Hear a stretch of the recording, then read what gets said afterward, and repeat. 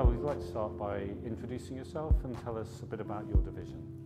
My name is Professor Valerie O'Donnell.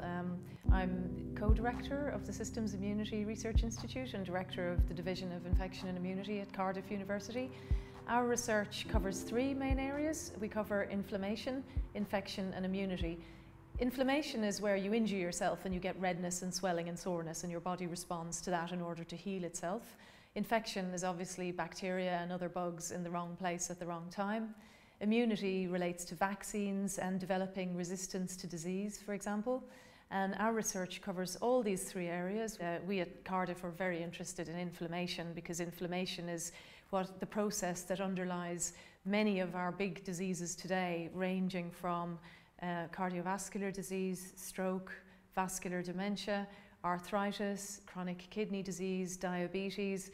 In all of these diseases there is a big element of inflammation, and at Cardiff we have a large group of people studying inflammation and how it to some extent links up these diseases. Most people would understand that inflammation is involved when you, for instance, cut yourself and it goes red, or if you've got rheumatism or some such obvious inflammatory disease, but you're saying that it's also involved in things like Alzheimer's disease and diabetes and heart disease. How is that? It's not intuitive. So different diseases are located in different organs of the body. So diabetes, type 1 diabetes, is because our immune system has attacked our pancreas and caused a massive inflammatory reaction, and our pancreas doesn't work anymore, so we don't make insulin.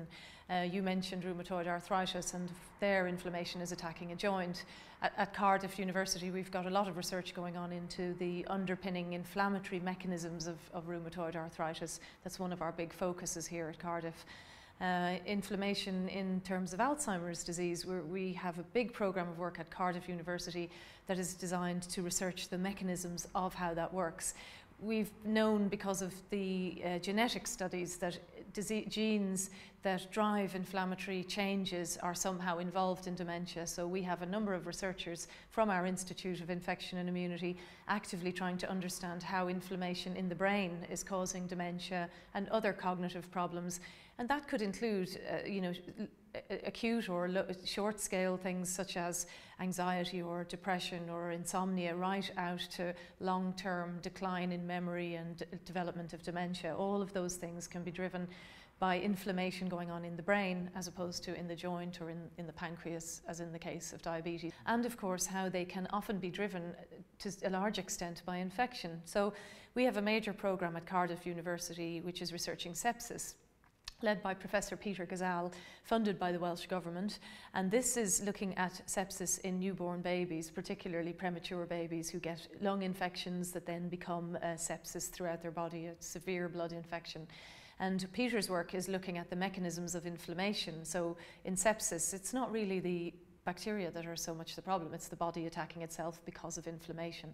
So Peter's program is understanding what are the mechanisms of inflammation that drive this sepsis, this problem in sepsis, and why this is relevant then to multimorbidities, or having many conditions at the same time, is that people who've had a severe bout of sepsis are then at much higher risk later in life of having dementia and cognitive problems, and they also suffer often lifelong health problems since they have the sepsis episode, physical problems, and also maybe again depression and insomnia and anxiety and other things that can be traced back to the initial big problem with the infection they had. So this is a big and complex problem, and it covers a huge area. What are the most promising lines of research? You've cited one or two. What do you say are the most promising lines of research? Work that is going on in our institute at Cardiff University right now is using information from large genetic studies to try and pinpoint the inflammatory mechanisms involved in inflammation in the brain. This is a big focus of work going on at Cardiff University, particularly applied to dementia, but also to Parkinson's disease and other neuropsychiatric disorders. And our inflammation research is a major part of this, because understanding inflammation is what's going to lead us to new treatments and new preventative therapies to prevent these diseases developing in the first place.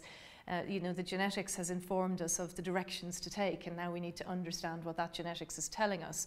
And it is telling us to a huge extent that inflammation is what's driving these diseases. So I think that there's huge promising lines of inquiry that have come from genetics that are now being exploited by studies on the inflammatory mechanisms of neurological disorders. And then, of course, all of this, how the inflammation links with cancer is an area that's of big interest to us at the moment. Obviously, inflammation and how it both drives cancer development, but how you can harness the immune system to kill cancer is a really big, important area. There's very active programs identifying new ways to harness inflammation and immunity to attack and kill cancer cells. And so if let's assume I was somebody with real resources to devote to medical research, and I was to come along to you and say, you know, why should I support Cardiff University and the work that you're doing here? What would the answer be? So there are many centres in the UK who look at inflammation research, but they don't have the critical mass in the three relevant areas of infection, immunity and inflammation. And in order to understand inflammation and inflammatory diseases properly, we need immunity research and infection research because they all play in together. I think also our focus on the disease-specific research programs such as diabetes, kidney disease, skin disease, blood bleeding and thrombotic disorders, to name but a few, also allows us to pull all of these different organ-specific diseases together to look at multimorbidities as a whole. And Cardiff is really unique in being able to do this right now because of our emphasis on putting in the infrastructure in place to handle the huge amounts of data, the 8 billion data points per study, for example. You know, we're at least 5 years ahead of our competitors in putting that overarching infrastructure in place to be able to deal with this. So that's why I think Cardiff is in a unique position to do that, because we've got all the ingredients to be able to look at all of the data, handle it all and apply it across the different diseases and bring the different specialities together. And we really need to move to a stage where both the understanding of the diseases together in the same bodies at the same time and how these are treated by clinicians are done in a more holistic way, thinking about the whole person, not just their heart on its own, for example. So we're really trying to drive this philosophy across our institute through our basic mechanistic research right through to patient-based research and beyond right now. And I think that's something quite unique about our approach at Cardiff.